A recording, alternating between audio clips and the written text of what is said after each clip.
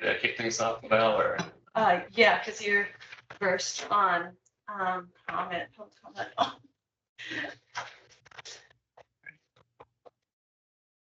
Hi, everybody. Welcome to this month's Community Advisory Group meeting for the Missoula project. Good to see you all here, and we'll get things rolling, and might have a few more people filter in as we go.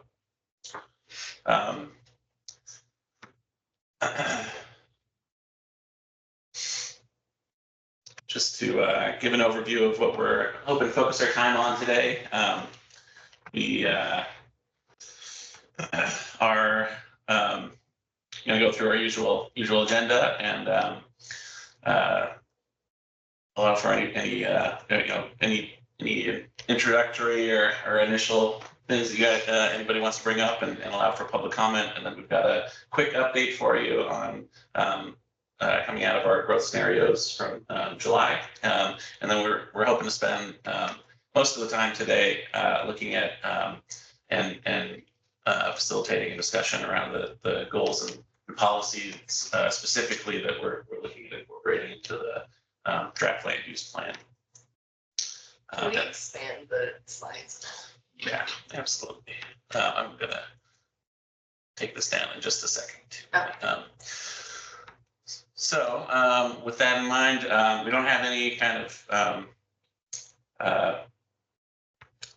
initial general welcoming or icebreaker activities or anything like that. But if there's anything that anybody in the group would like to share out to begin the meeting with, we're happy to hear that.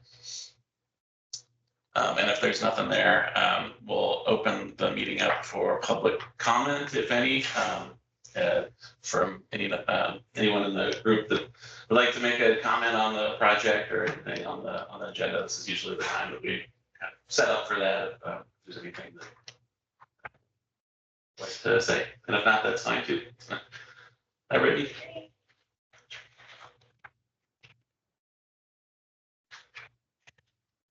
I'm not seeing anyone online either.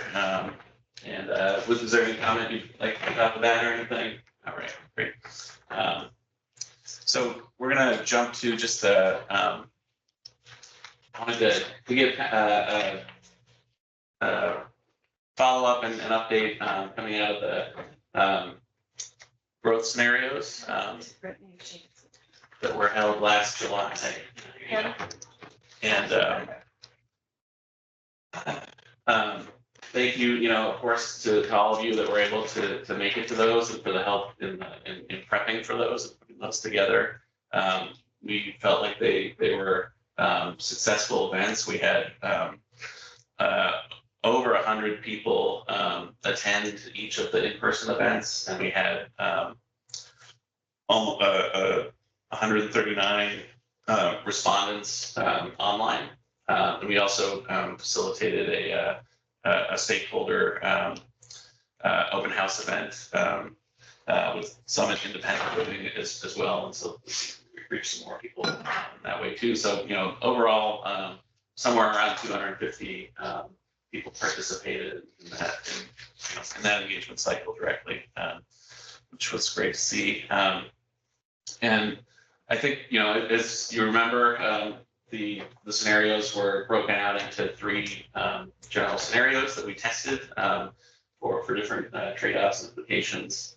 And the coming out of the responses that we got to the events and the survey, the clear preference of the majority of respondents was for the 3rd scenario. And so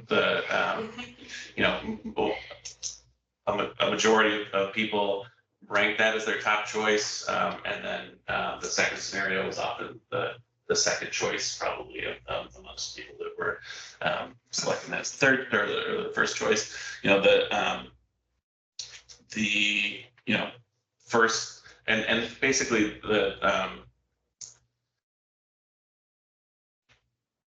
the third scenario represents kind of the greatest shift in policy for the city. So if you kind of, one way to think of them was that the first scenario was really kind of an incremental step towards that, especially as far as how we implement or incorporate aspects of housing, expanding housing options and housing diversity. The second scenario, was a more intense increase of that, but it still reflected the current city policy towards that. And then the third scenario included a more greater intensity of towards allowing for housing options and diversity, but also shifting, where how that would be implemented and what the policy kind of guidance is on that. So that's something that we're processing and taking in, and there were kind of four main more specific aspects of that, as they were kind of in the trade-off realm, that relate to housing in residential zones and housing in commercial zones. The concept of allowing for commercial use in residential areas and neighborhoods, and then minimum parking requirements as they relate to growth. And so, there's further feedback and responses that we received through this that relate to those as well, that we're kind of processing as well, and figuring out how that fits into the land use plan and the preferred scenario that we incorporated for that. So that's my update for today. It's just kind of a brief follow-up, but we can certainly take more comments and questions on that, and then as we move into producing the land use plan draft, which we're aiming to be sharing out next month, you'll be seeing kind of how those are addressing that and fit to that.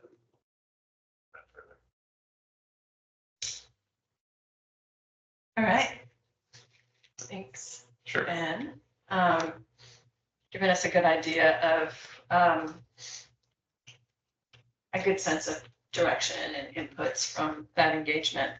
We do have a slide deck to just guide the conversation today, but we're primarily wanting to focus on any inputs you might have or suggestions related to our draft goals and objectives.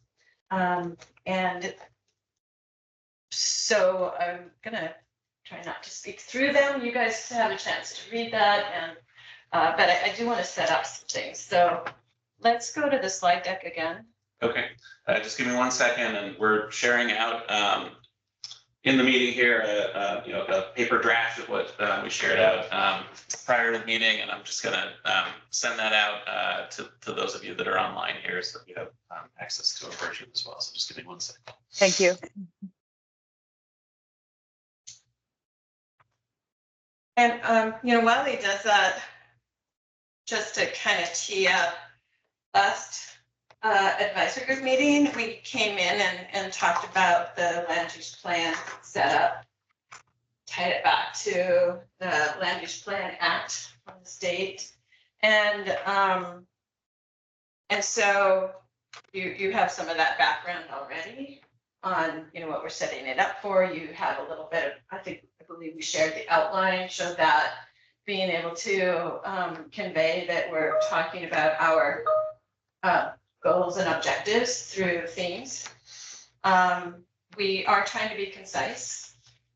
As you know from the last growth policy, the numerous goals, numerous objectives, more than numerous objectives, can be overwhelming in an ability to say, like, what do we clearly stand for? So we wanted to really take the approach in this writing to be more concise. So think about that when you're looking at the material that we just distributed, the draft material. And let's get into sort of a setup, if you will. This is another slide that I think you've seen before, and I think it's really helpful to just reinforce. We can't get to land development regulations the way we want to zoning map changes, to zoning regulations, subdivision regulation changes the way we might want to, without work on the land use plan. And components of that land use plan are framing a vision, framing our policy direction and how you might apply it. In policy, we're talking about the goals. In this case, we have goals, and then more detailed look at objectives, how you will move those goals into some direction. And then we'll have a section that is dedicated to action. The action piece is a requirement of the Land Use and Planning Act, and it's also a common component. And there again, when that does come out, think about conciseness. So those things lead into how you're going to elevate and develop your land use map, and in our case, we're calling it a place type map. Then you move into that stage of code development and directions, all the other things that are parts of our goal of this project. So it is an important piece, and that's why I wanted to kind of dedicate some time to inputs on it. Got any? So next slide highlights a set of values that we also included in that handout. And it is the way that we are looking at reflecting on the city's mission, strategic planning. You've heard often about our lenses, and project goals from the get-go, and then, you know, being able to reflect on what we're hearing from engagement as well. So the 4 values here is with an emphasis on housing, equity, climate, and connectivity.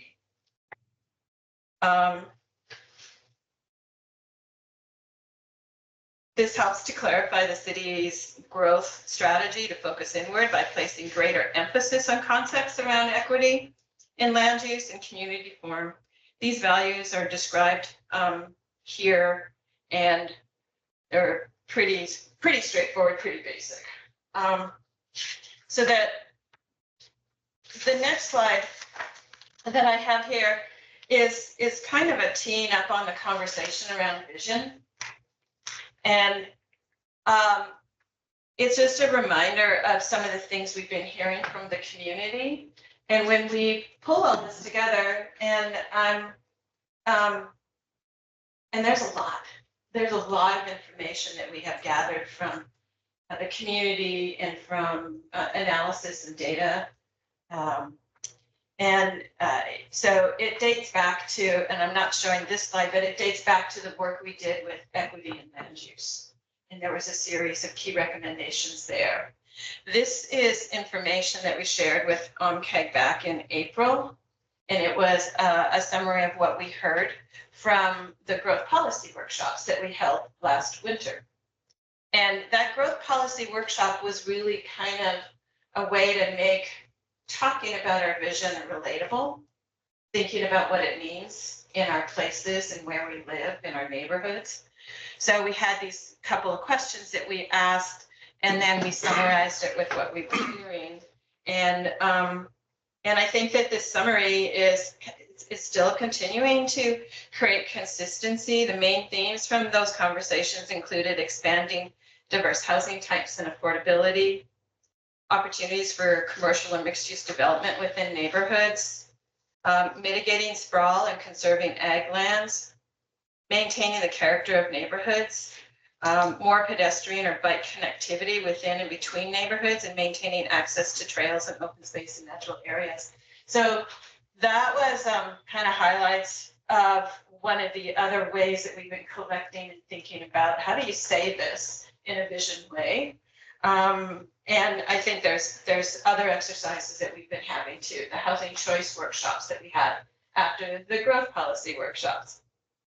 And then finally, this growth scenarios workshop. They all are leading in, creating some adjustments, we might say, and are going to feed into the document as well. Can you make that screen, does it get even bigger if you pop out? Yeah, let's try that here. Would that be Left. pop out? There it is. Thank you. Chris, I'm gonna.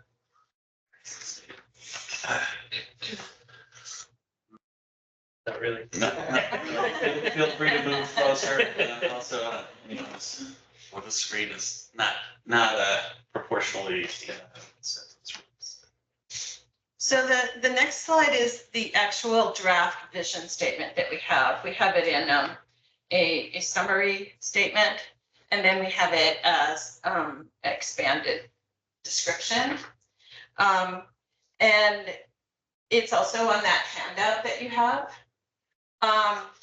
This is a place where we can pause and see what you think about it. And I'm also totally comfortable with us coming back to it at the end of our conversation. I often find being able to have a conversation about the components, those themes, is helpful for checking in on the vision too.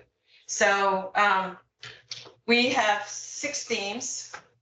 We have a little over an hour, and I just want to make sure that we kind of respect our time. And what's the math on that?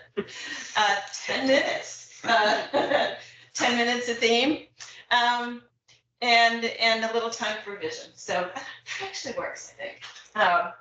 Yeah, Ben. We've got an hour and 10 minutes. So Yeah.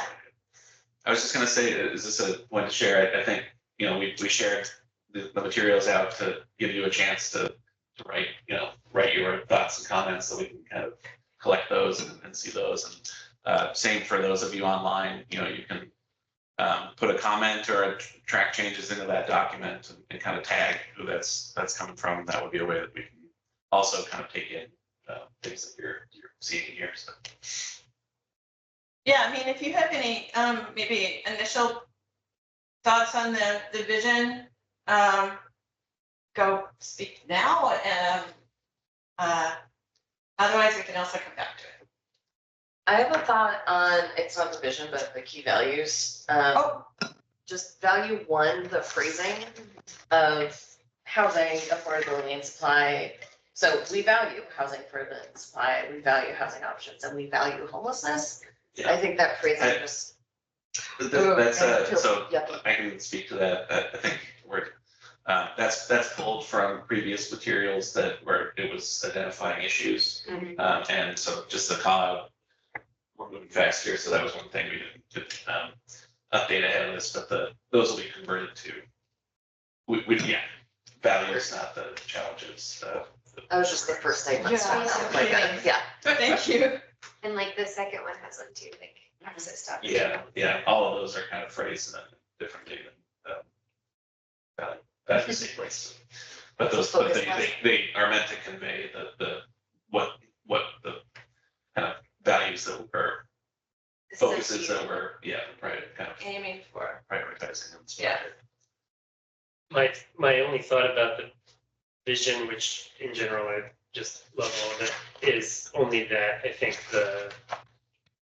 I would love to see sort of an emphasis on the people, on there's a lot of things that make Missoula, but making sure that we're staying focused on the people, I think, is important to me. Yeah.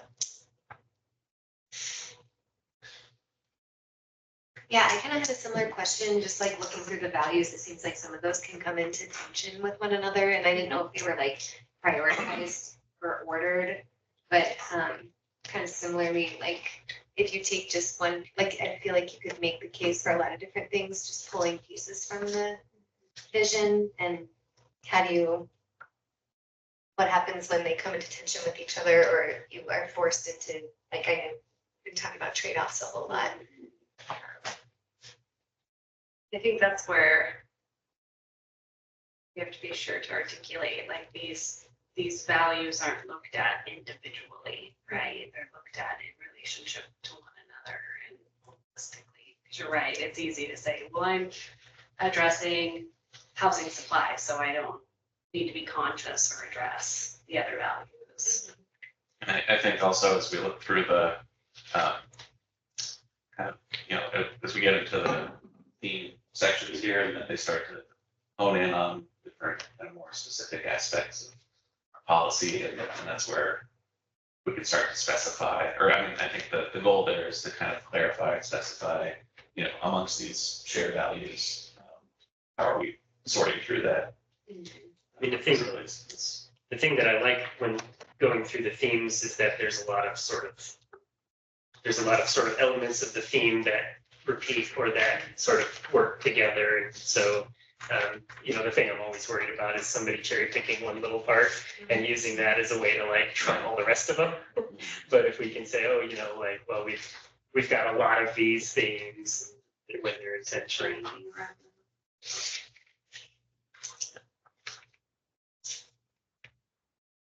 Seeing a hand up on the screen here. Yeah, Heather, I didn't know if you had the ability to see the screen or not, so great. I do.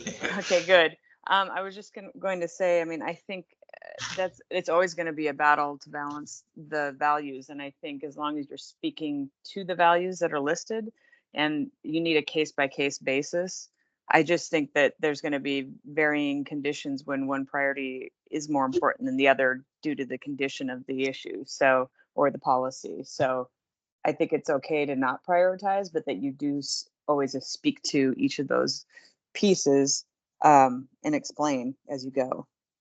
But I think they're good overall. I like that, and I think, I mean, I like what you'll say. But being able to speak to condition, I think is a really good statement to bring forward more too.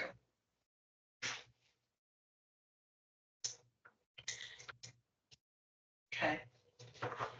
Also, did you guys talk about, so this is just the vision, goals, and policy objectives part of the land use plan, and then like, will the rest of it be like actual maps and things like that? It will fill out with,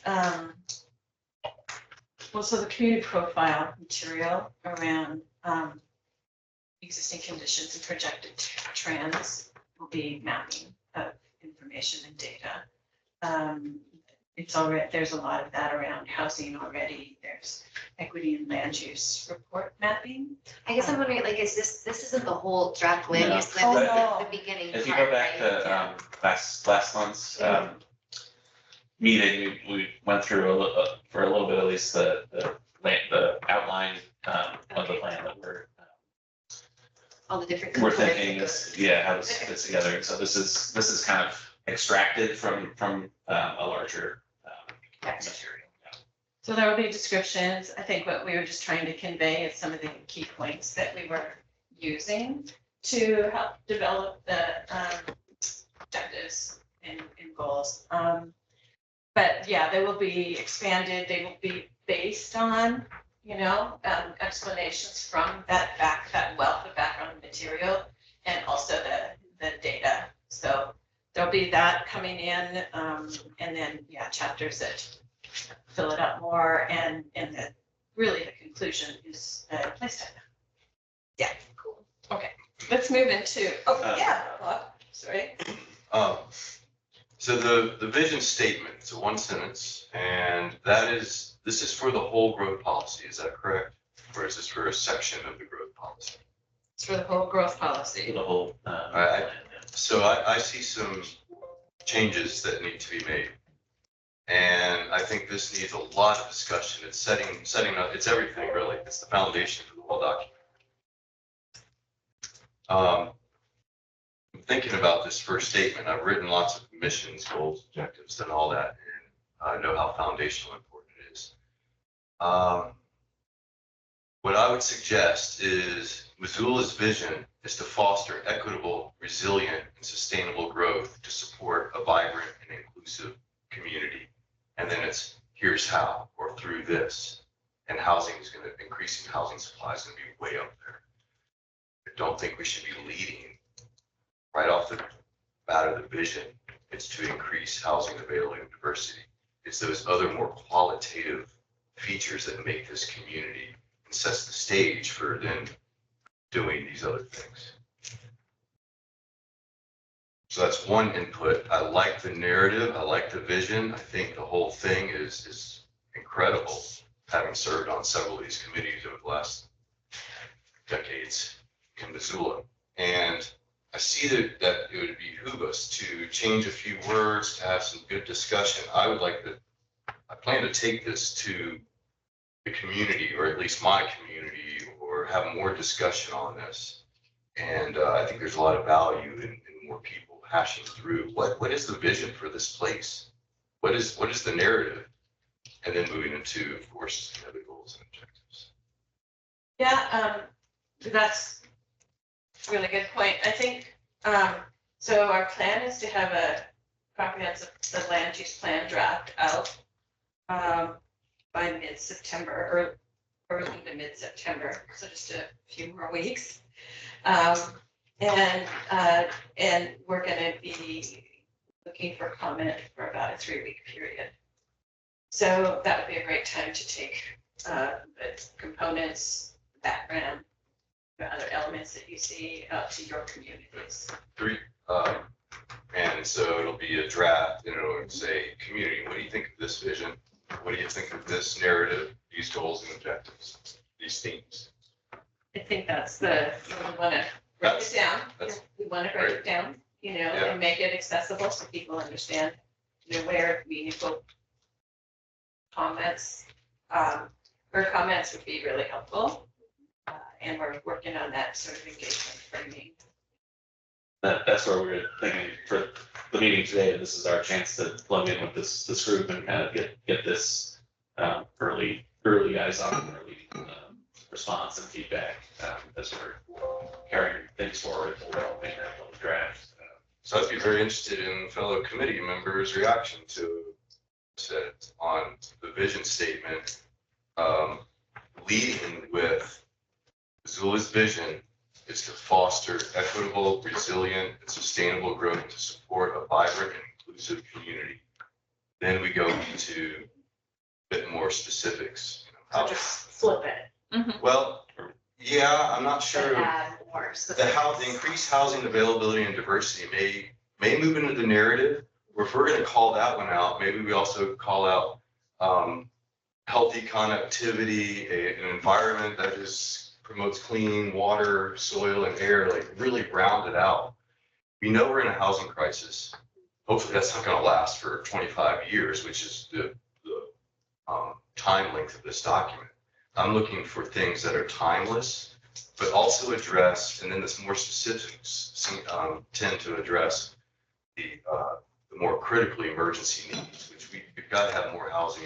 I don't think anyone disagrees we need more housing availability and diversity.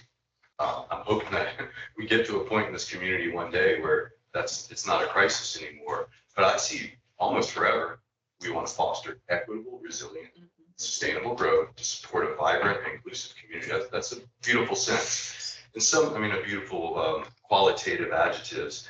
And I've always thought, okay, you're not sustainable if you're not resilient. Does sustainable mean resilient? Yes. Some of those are overlapping, but I think it's fine to say those words right there really paint a picture of healthy community focused on, let's say, people and nature and the animals too. It's like, how do we coexist in this valley?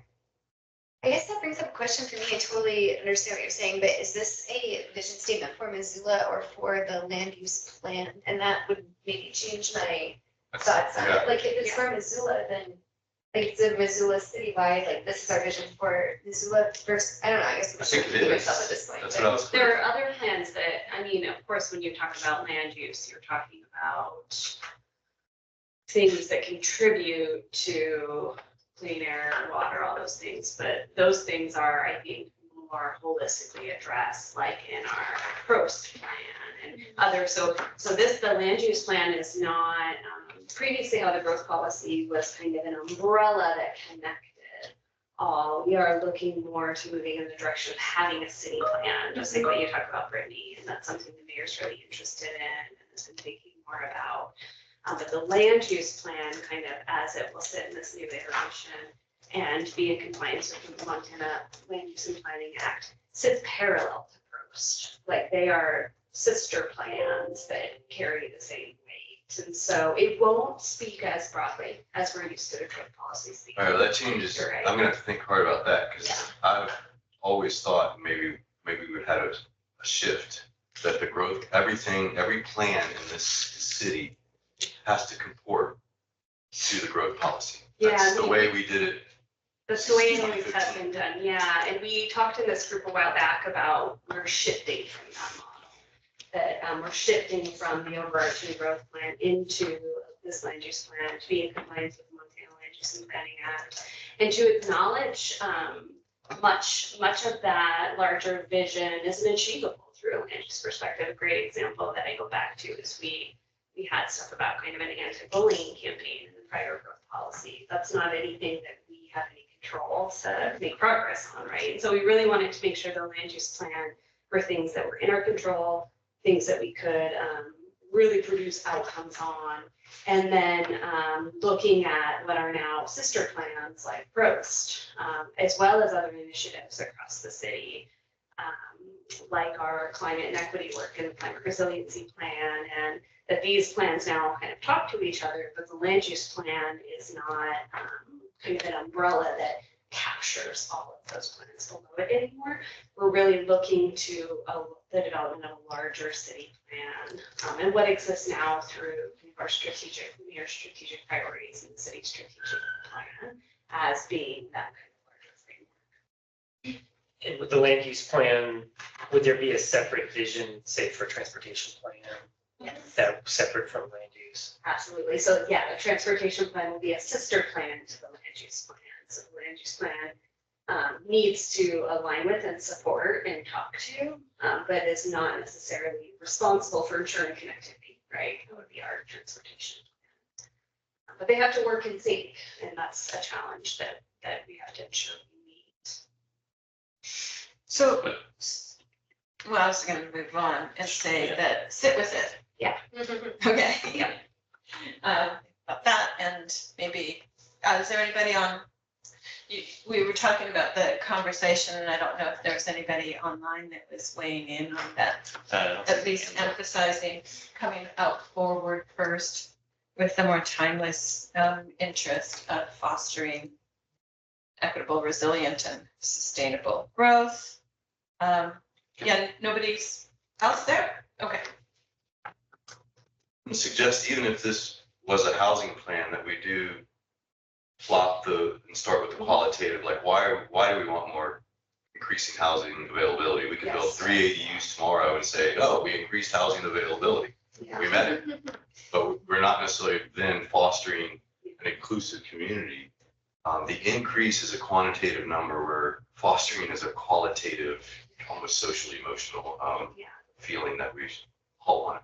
Like it's improving our mental health. Yeah, I think that makes sense. Okay. And just to, I think you emphasized this kind of critical juncture that we're in right now with an emphasis on housing.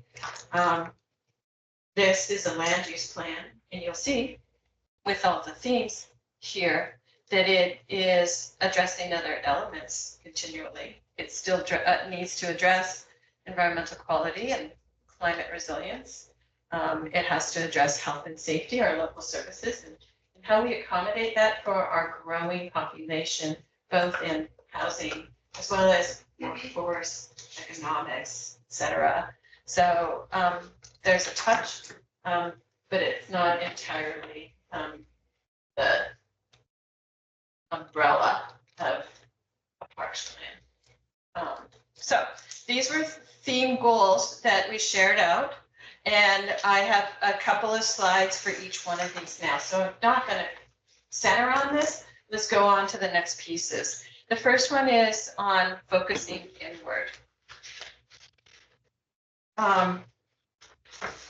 So again, when we talk about what is focused inward, it's a development strategy that encourages residential development around existing transportation nodes and corridors, and focused inward also promotes pedestrian-oriented mixed-use development, which allows a range of residential, retail, and commercial uses to be in close proximity to each other, similar to the way Missoula first developed. And Ben, can you go to the next slide? We shared out, should have increased that font, the goal, and then some of the, the key considerations that focus around being a growing community, being a constrained community, with that understanding of where resource challenges are, and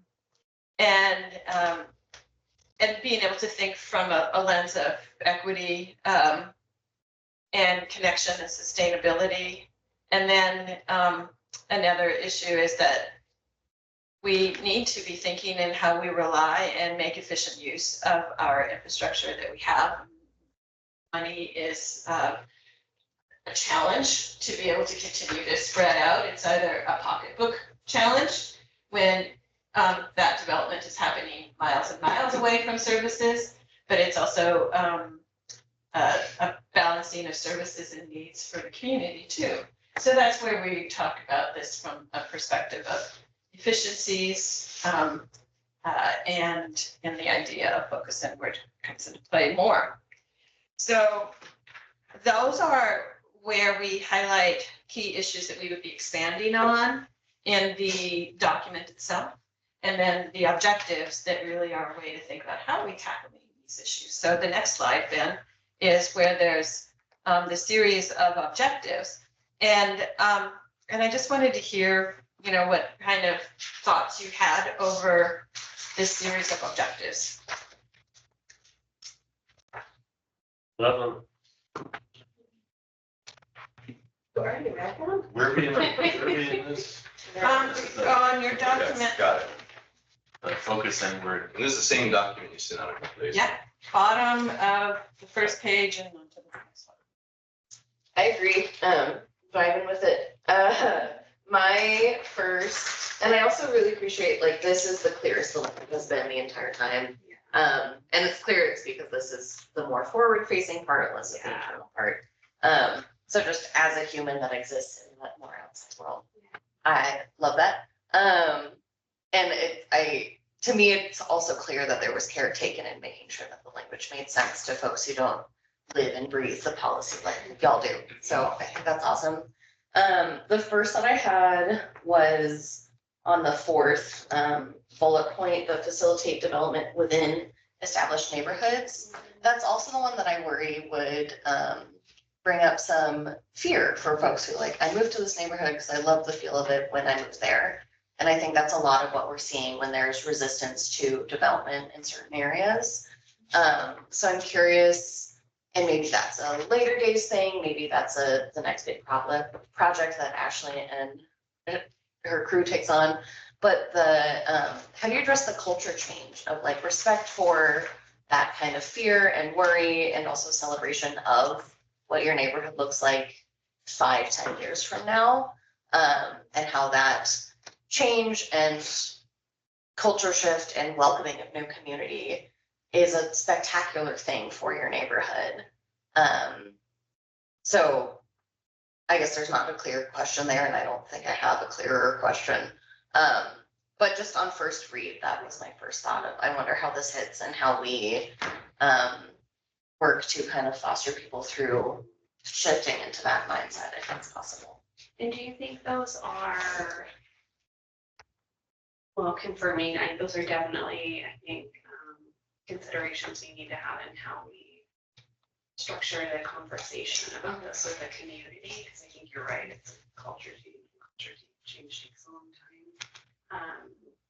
Do you think that the way that we talk about this could change that? In I think right maybe, here, like how things are phrased, or maybe this is where my the deep dive into constructing a sentence perfectly is not my strong suit. mine either. Yep. But just the facilitate development within established neighborhoods. I wonder if even similar to what Bob was saying, the vision statement of just flipping the order. So the awesome stuff comes first, and the stuff that maybe instills a little bit of fear in your gut comes second. So then you can think about how those two work in tandem. Yeah, so think about how we Welcoming are more and- sensitive right. with that. So I I got stuck on that, not stuck on it, but I mused on that one. And I came to the word maximize and was thinking optimize might be better. Because if we maximize infrastructure, it's a little different than optimize, but people in the university neighborhood are gonna think of 26-story apartment buildings replacing every single family home if they say maximize infrastructure. Optimize doesn't hold us back from, it looks at our sewer system, it looks at our water system, it looks at all these things and says, what makes sense? And how much can we put, how much more density can we have? That was one thought. And then when you were speaking, Kat, I was like, oh, the word established, do we need that? We're talking about all neighborhoods, Yeah. and established is gonna be a trigger. So instead, maybe approaching it like, you know, we want to promote community cohesion and optimize our infrastructure by developing within our neighborhoods. I think just to Even all neighborhoods. connect some dots for how these will fit into the larger plan too. Is, you know, Kat, I think when you're bringing up, points us back towards the conversations that we've had around what does compatible mean and what is compatibility? And is that like, what is the value there? And I think, you know, going back to the equity report, one of the principles that we really called out, and we you know, I think there were questions about why, what that meant and what it was for, was about the form aspect of, and tie into built form, community form. So that's kind of the planning route towards trying to account for culture shift, I think. But it does, you know, it's very kind of development focused and building focused. But that's, I think that's the thread where we've been trying to anticipate that and account for it. So that's one question, I guess, is whether if we kind of point to compatibility as a way to qualify some of this, if that resonates or if that you know, hits the mark or not. Yeah, word compatibility for me, to put myself in the, I'm imagining my neighborhood out in Bonner, and if someone said, we're gonna maximize development here, that fear of like, am I not gonna be able to see the mountain because, Yeah. you know, a high rise got thrown in. And then that's the other piece there's a point to wanted to make is the maximization, optimization, that should be defined by and qualified by the place types. That's kind of the idea, is that, you know, within these goals that we have like these general policy goals and larger goals and issues, they apply differently, or there's different contexts for how they apply to different places. And so, you know, if you look at the university neighborhood or a neighborhood anywhere, and you're seeing, you know, that we want to facilitate development there, well then, you know, hopefully the idea is that, well, you can look at that place type and get a sense of, well, what does that mean? Oh, okay, that's kind of generally what's there now, or you know, a little bit more. I think if that's a given, it should be written.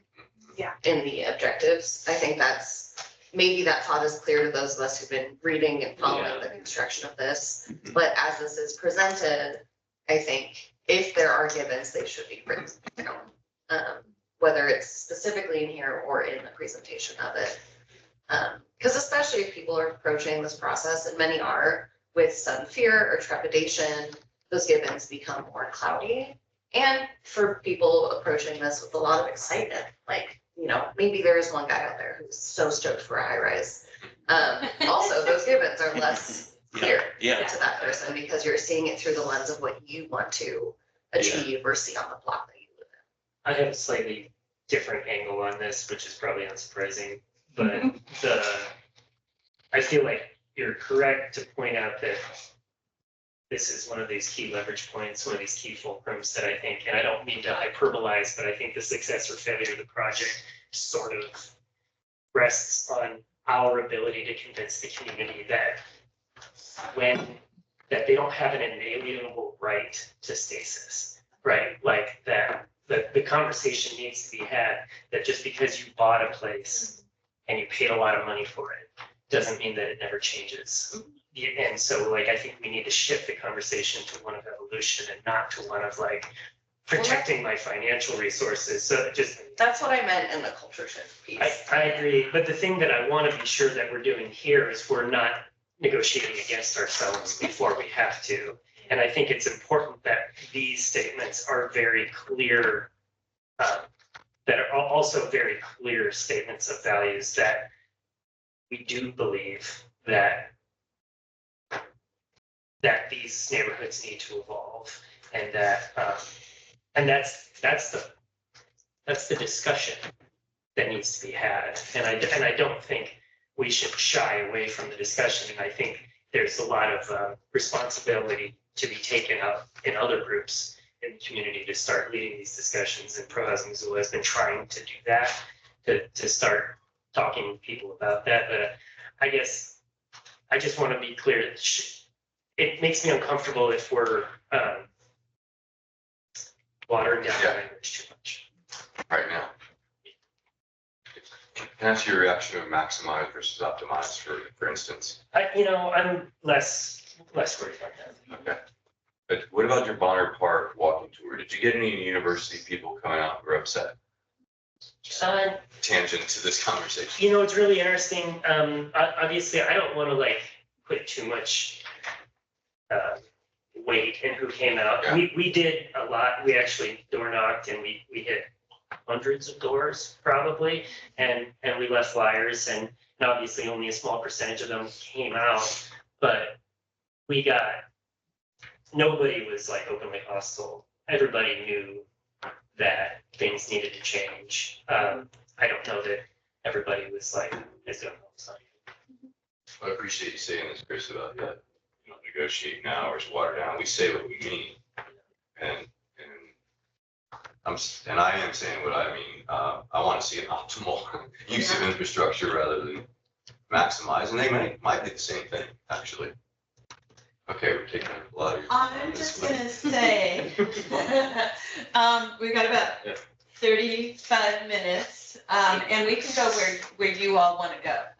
I'm hoping you had a chance to look at all the themes. Are there other areas that we can spend less time on and put the focus on particular aspects here, and maybe that's the way we can approach this, because these are great conversations, and this input is really enlightening for some tweaks and some things we've missed or something like that. So where do you want to go?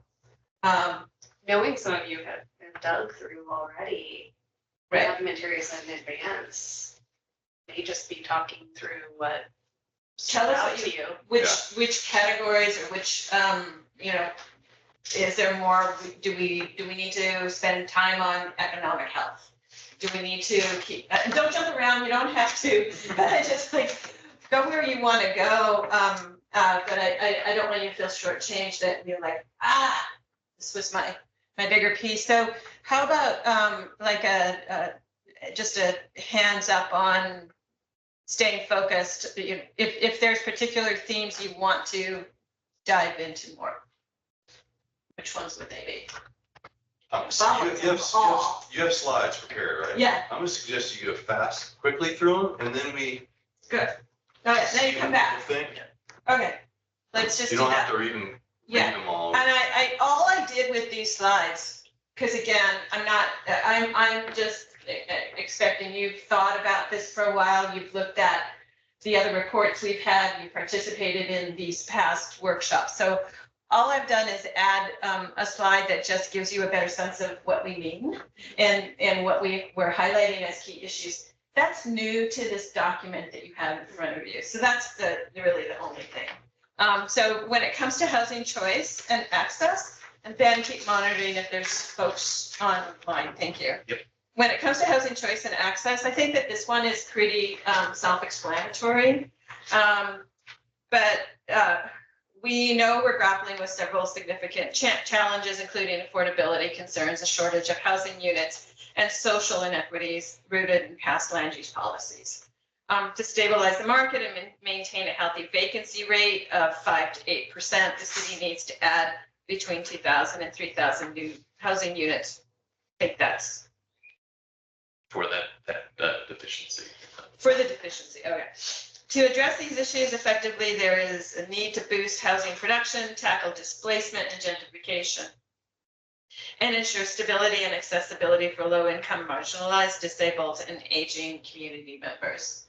So I think that's, multiple ways that we are wanting to think about access. So the kind of key issues that we've identified are around being able to, the challenges we have had and the consideration of the need to meet housing demand, tackling segregation and displacement, and housing inequities that are from our past code and land use practices, addressing affordability, and then we also talk about complexity of the existing development code, because it is a place for being able to better support housing equity, capacity, or compatibility in a more timely and straightforward way, easy to digest and understand way. So those are the issues. Then the next slide are those objectives again. And you have that. Then the next one is around community and quality of life. We know that Missoula presents a complex portrait of demographic dynamics, economic pressures, and environmental challenges that shapes its community. There's high housing costs and rising poverty rates that contribute to the community-wide financial strains, while climate change exacerbates vulnerability and social instability. Access to educational economic opportunities varies by neighborhood, and which underscores the need for equitable development. This multifaceted landscape underscores the challenges and opportunities facing Missoula as it navigates this evolving demographic, cultural, economic, and environmental context. You will see there's an emphasis on equity, placemaking, and access to resources. So this is a place where we will want to stress need for equitable access to neighborhood services. We heard quite a bit about that in our growth scenarios and other asks in our workshopping. So when we talk about mixture of uses, that blending and access for all in neighborhoods, and diversity of housing type, you're going to see it in this chapter. All right, then you've got the goals and objectives. So on to health and safety. So related to health and safety, this is a place that really can talk to our relationship to local services. Missoula is actively updating its infrastructure to meet the needs of a growing population, but we do find that, we have older infrastructure. We have a lot of work to do. We have work to do related to utilities and support for public transit, and making the important connections between transit, transportation, mobility, and where people live and want to work and recreate. We also have challenges with high carbon footprint and clean energy shortfalls and strained emergency services. So how do we use our land use directions to be able to address those things? There's more information in the community profile related to local services. But this is where we are broaching that access to services is through health and safety. So objectives are next. Place where we will be talking more about transportation as well. That's not obvious. And that balance of really consideration of place and place type and street type. All right, on to economic health. As you know, Missoula is a key center for regional employment, and it has experienced stable job trends, notably in healthcare and retail trade. So this economic health is geared towards accommodating a growing population and workforce, and how can we do that? Meanwhile, the city faces challenges and opportunities in residential and workforce housing to have places for people to live in those associated jobs. So commercial development and transportation. So this land use exercise does address places for commercial and employment industrial land use designations. And so while our primary emphasis is on housing, we want to think about that, and we hear a lot about the value of mixing those uses and breaking down barriers. So you'll see that. So one of the key issues we've written here, some of these are pretty straightforward, but I wanted to just kind of go back to development site utilization, just so you know what we meant by that.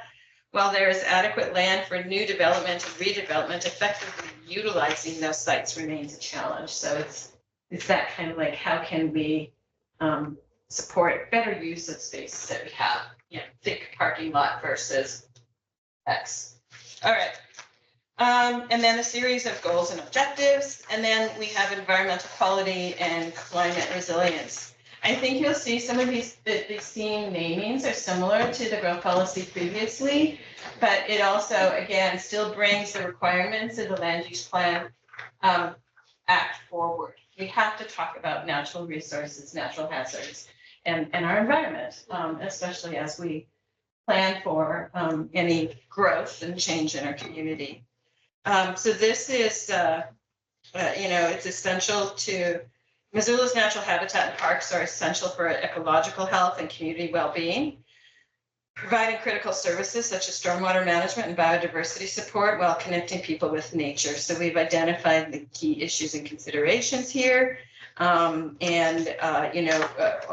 for any type of feedback you have on what the goals and objectives say. So that really is the nutshell of our approach. A little bit of better, hopefully, understanding of what is in each of those themes that way. And then I can go back to any of these you want to drill into, talk more about. It's pretty awesome. I was excited reading through these the other day. Here. I'm kind of curious about like the preservation of, in the housing choice and access theme, the second one, like how in the code you'll preserve affordable housing and prevent displacement and gentrification. Like it is like if that's something that's happening in the code versus something that's happening through like subsidy dollars. Yeah, it can. Like I wonder, I feel like sometimes those things can, I don't know, I guess, like what does that look like, I guess? I think that looks like allowing development in all. Oh, I was That's what gonna I say, think there's too, a but I don't know if that's what regulatory, you guys mean. well, there's a regulatory component that when you make it possible to build smaller lots and build more affordably, you just have to knock down fewer houses to make things pencil. So there's regulatory levers, I think, that you can pull that make it financially feasible to leave homes and to not tear them down to build new homes. But there's also a programmatic piece there too, I think. Yeah. Whether it's through the Housing Trust Fund prioritizing preservation, land trust or standalone land trust homes or. Resident-owned communities. Yeah, resident-owned communities, I think I felt like, and I went back and I looked at the housing policy plan as well. And yeah, it's a lot programmatic, but if our mission is entirely on supply and new and doesn't acknowledge existing housing stock in some way, I think it just felt like we were missing that acknowledgement or way that we can think through tools, incentives, sustainability, climate, to be able to think about stock we currently have. And I like, most of my job is thinking about preservation and that obviously like the community land trusts and the housing co-ops and stuff, but so that's why I was curious. That's where my brain goes to, as well as like, if you're gonna do it through code, that means really making it easy to develop in other neighborhoods. But More homes, we don't more have home to talk types. to, yeah. I think there's an interesting irony that we talk about. Oh, I'm sorry, Heather, one more thing. that we talk about preserving existing affordable housing. And I haven't done exhaustive study, but my thesis is that a lot of that existing naturally occurring affordable housing is not currently code compliant. Yeah. And so what we're trying to do is preserve the stuff that was built before it was outlawed by the codes. And so being very cognizant that we're trying to fix that with the code. And that's a finding, that was called out of the code diagnostic as well. There are these areas that were more permissive and more diverse that were grew out, a while back that we, to a large degree or to some degree at least, or what we appreciate about those places, that the current code doesn't. Heather, did you have a comment? Yeah, I was just gonna weigh in and agree with Brittany on the fact that we're drinking out of a fire hose. So I don't know, this is land use, leading to zoning, all the pieces, but you don't know what you don't know. And I do think you need to codify the preservation of affordability in homes. I don't think it's gonna, because this is more of a guiding principle language. It's not saying you can't tear down homes, but to make projects feasible, I just think it's important to recognize the preservation piece. We just don't know where it might apply. It should be in our mission around housing to preserve. So thanks for bringing it up, Brittany. For what it's worth, I think that question is similar kind of to another aspect of all this that's like on the other end of the spectrum a little bit, which is around agriculture. I circled that one too, because I think often like ag lands are pitted against housing development, and I don't know, just I would like, I know it's like we're not at that detailed level in this, but I hope that vision will allow us, like I think about the 10 Spoon Winery, and I think the discourse was really pitting them against each other, but it's like, what about housing, dense housing on the perimeter with ag land preserved in the middle? And I don't know. Yeah. I know there's a lot of that. I did the EBST program and spent a lot of time around Neva, and so I know there's a lot of good soils in Missoula, but I don't think it needs to be either. Do you want to keep on the conversation around the objective that's in the economic or the environmental health one on ag? Any other thoughts on that? Come back to. I have thought about another one there, the urban forestry one, which is only that, I guess, and it's hard for me to stay at the high level and not go into actual things, but I wonder if, like if you combine that with the simplified zoning regulations, if how you think about sort of the process of approvals and who's doing that and where that's best handled and that kind of thing. And if that is really needs to be handled at this level or if that's a detail. I think that's a good argument or reminder, Chris, of why they have to exist cohesively, because enhancing your urban forestry as a goal on its own, above all of their goals, will add complexity, time, and cost to every single permit application. And so it has to be, how do we enhance our urban forestry, ensure blah, blah, blah, all the other aspects of that, while still simplifying our regulations, right? Those two things have to be done in tandem. I think that's where we want to point over to the guiding principles for the code reform effort itself, which is kind of this a little bit confusing relationship, I think, but that those were specifically set up to guide how we identify and develop the code, and so there's kind of a crossover piece there where we would want to kind of be able to lean on those to be able to also make sense of these and look at them in relation to one another. Yeah, and this is also, in the larger land use plan, also about how we treat our boulevard spaces or how we partner with organizations like Trees in Missoula. So there's some programmatic pieces in there too.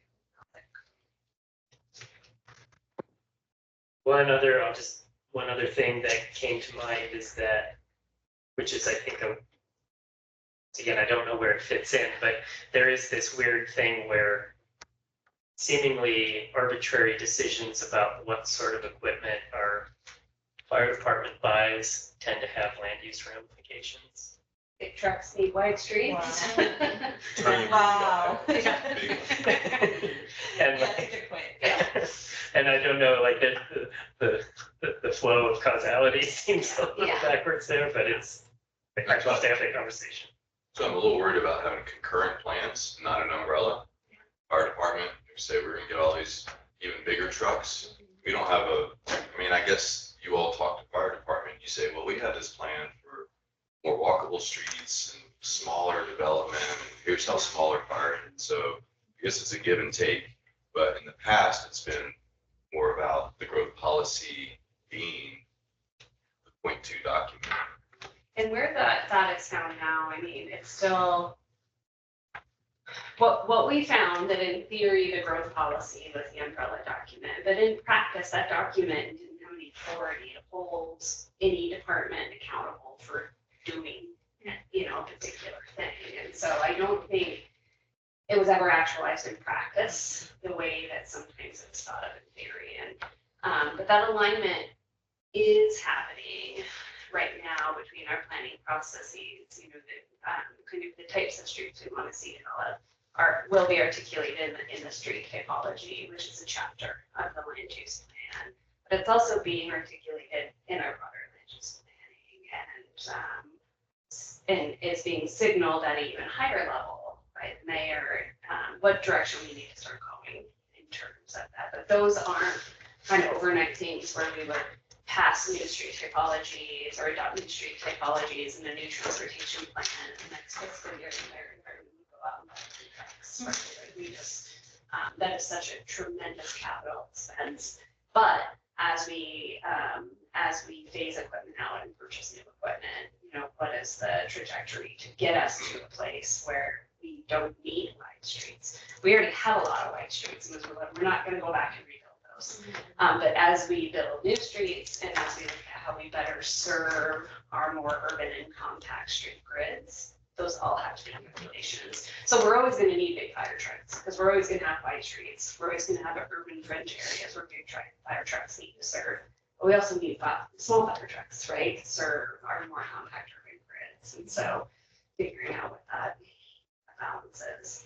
Wide streets are, I actually think of them as a great opportunity because then it gives you space to put in curbside, walkability, bikeability, Uber, scooter, micro mobility. The wide streets based a lot on the turning radius of a horse and carriage gives us opportunity to infill the streets. Yeah, and we see that with Higgins, right? Yeah.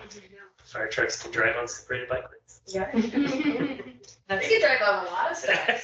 So of years, we have new quick build traffic calming circles in my neighborhood. I watch fire trucks go straight down those all the time. That's poor. I think the internal conversations are around what is the critical that you need, fire department and other agencies, to provide that life safety service. And sometimes it's around the stopping space in front of structures to be able to put their rigging things out and then get a ladder up. I mean, there's certain parts of which it's critical, can't really challenge that, but then there's other parts like where is there the flexibility in with the vehicles as well as road and still get to the balance when we want height and all those kinds of things. So they have to work in tandem. They somehow managed to build trucks that do the same thing half the size in other parts of the world. Yeah. Are there any other areas that stood out for you? Anybody online that you wanted to come back to?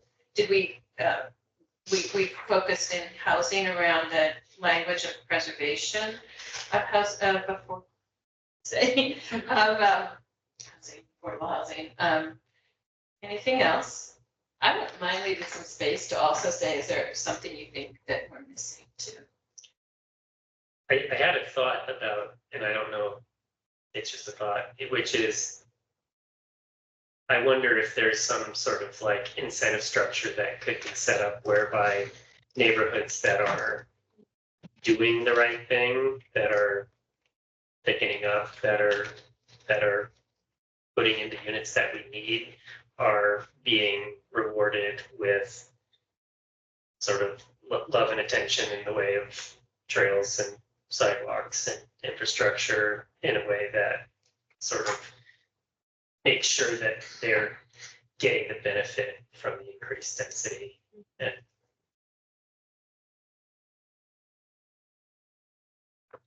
I hear that as a kind of a question of prioritization of resources or infrastructure and needs. That's a good comment, thank you. One thing to throw out there and kind of see how if this resonates here is that I think one of the shifts in how we kind of understand what it means to focus inward that we're thinking is coming out of this and how to portray that is that we often have gotten into conversations around focus inward, but it's kind of like yes, no, here, not here, and I think this and that gets to the question of where growth is, where growth is okay and where it should be, and that it's should be, and why is it happening over here, and there's a lot of factors to that, but I think there's and just to say that's often been geographical, I think, as far as like, do we mean in the city center itself, or do we mean in the city specifically, or do we mean within the growth area of the city that we know over the next few decades we expect to expand into to some degree and continue to grow. And so one of the shifts in how to think about that here is that I think what these new land use designations are, these place type designations are describing and designating for what focus inward growth looks like in these different contexts, and that it's not necessarily a yes no dichotomy, but that there is, in order to achieve these broad, these various policy goals that we have, that they are sometimes at odds with one another, and sometimes that's often been a challenge, right, to sort through what they mean to in relation to one another and what that means for specific projects or in a specific place.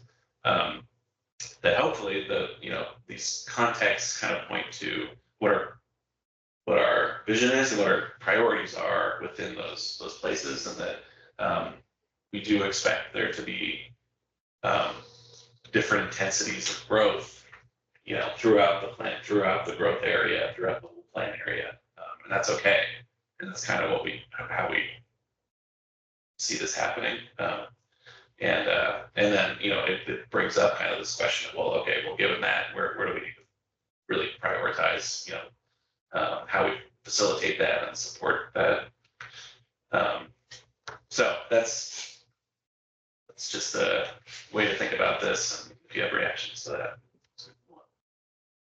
My reaction is when you talk about the different levels of intensity for growth, like I'm going to be looking for and hoping to see that there's some paths for like suburban evolution, and that like just because neighborhoods have streets that are curved with single family homes that they're allowed to grow. Like we actually had a lady, I think you were in my group about, we had a lady from Orchard Homes that are, and she might be, one-off kind of person, but she was like, I want to walk to places, and I don't know, I think there's a lot of aging people in those neighborhoods. Yeah, that's a great point, and I think, going back to, we were talking about the open houses and kind of responses to that, and part of what was modeled in the third scenario is, more housing options, more availability of infill or growth, in more suburban context Like areas. a greater degree of change there than.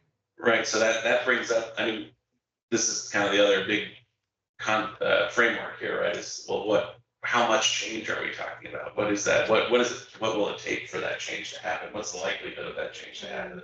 And so it's just another way to kind of think about how we're what this means, what the implications are, what we think it'll, what will actually happen based on it. And so, there are places that are would be very nice to have somewhere to walk to, but the change required to allow for that or actually kind of support that is pretty high and fairly unlikely. And I think drains can be a challenge to our service emphasis, on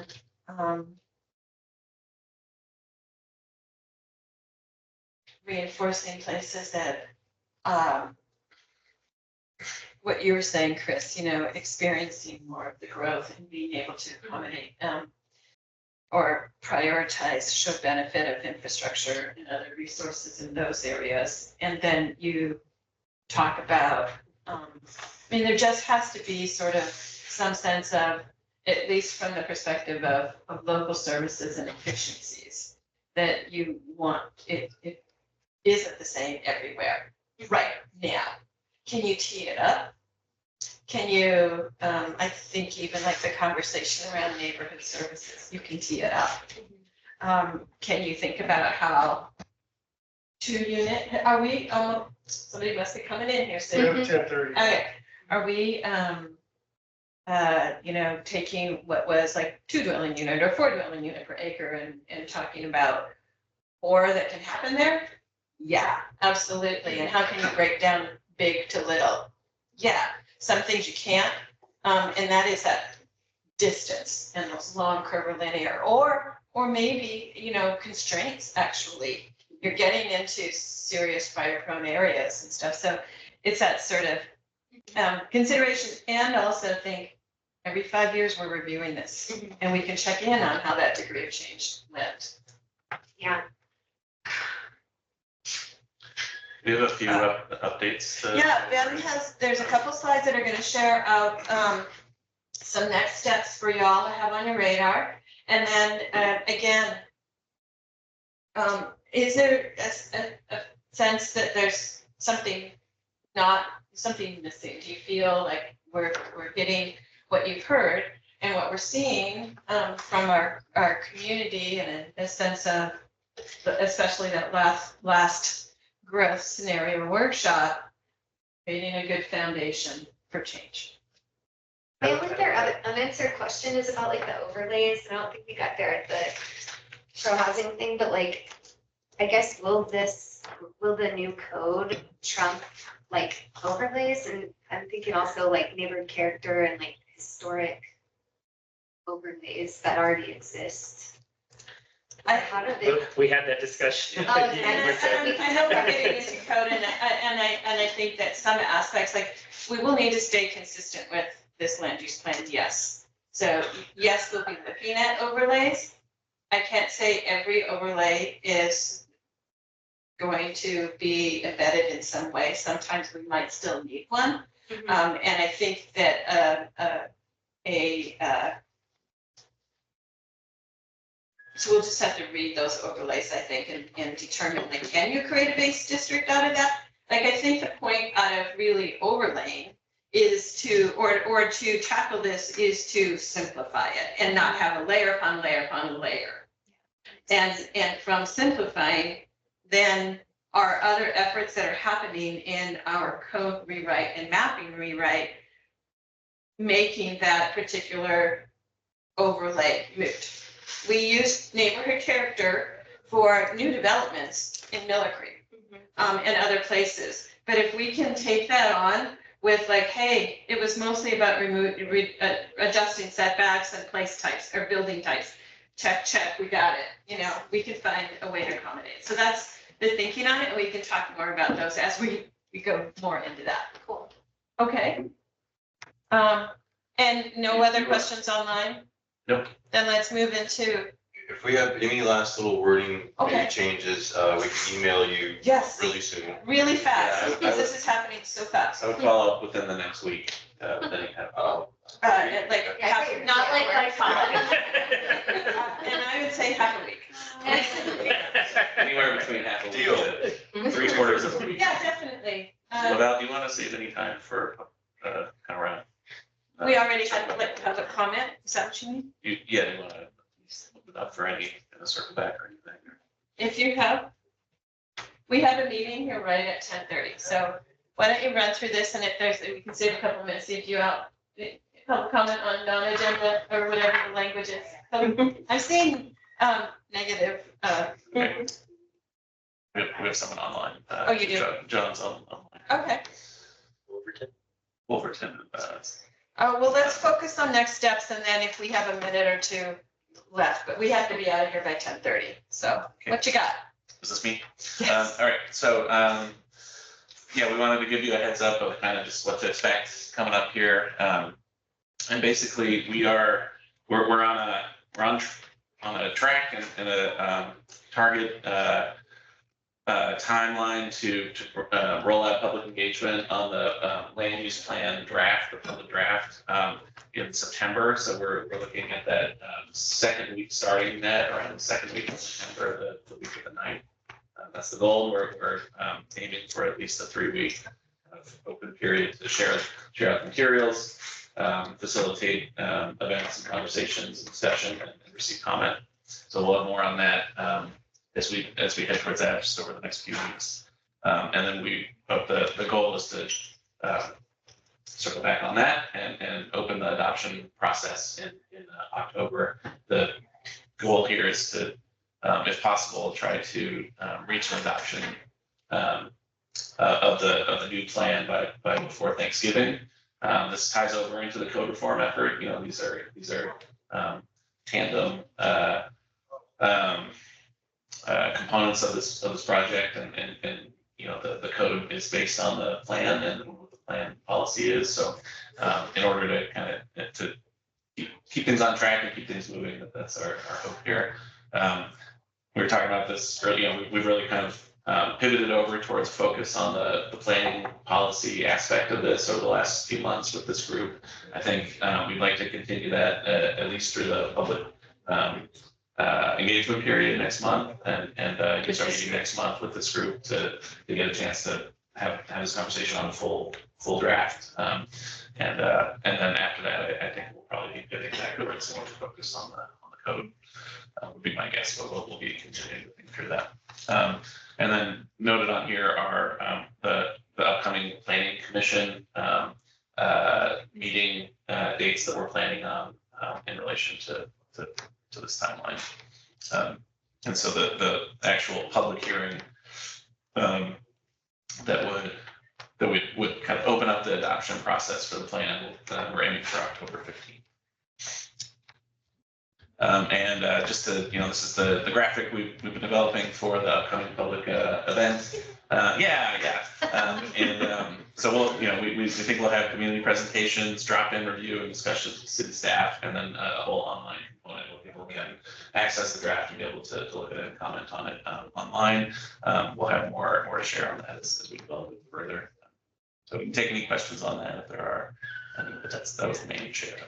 Wow, I think that's the conclusion of our material. Gives you a sense of what's next. Things again are moving fast. And, yeah. And, we will need to, you know, close a comment period, that public review, so we can prepare for planning commission and summarize what we've got and move into that next stage. So, Ben? Good job. I don't know that you still have somebody online. Anybody else online? We do have a minute or two for any public comment out, you know, outside of the group, if there is any. Anybody online? John, you have any comments to add? Otherwise, I think we. No, thank you, Ben. Appreciate it. Yeah, I don't have anything to add. I really do think your outward presence, the stuff you guys put together looks good. So, and they kind of understand the overall timeline. It's great. Thanks, you guys. Thank you. All right, thank you. Thanks, everybody. And thanks for being here. We'll close the meeting and I'll shut down the recording here. Yeah, have a great weekend. Thanks again. Yeah.